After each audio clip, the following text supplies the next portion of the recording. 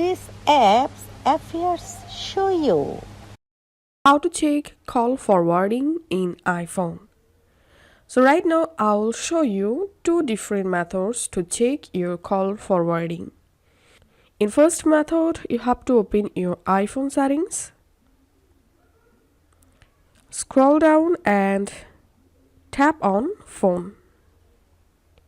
And here tap on call forwarding.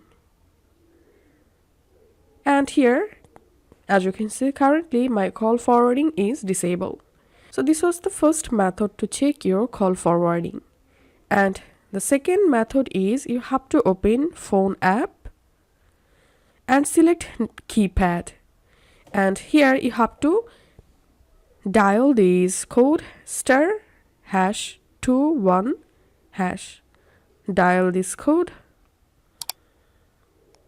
And here you will get all informations about call forwarding. So here we can see voice call forwarding is disabled and data call forwarding is disabled. So here you will get more informations. So that's how we can check our call forwarding on iPhone.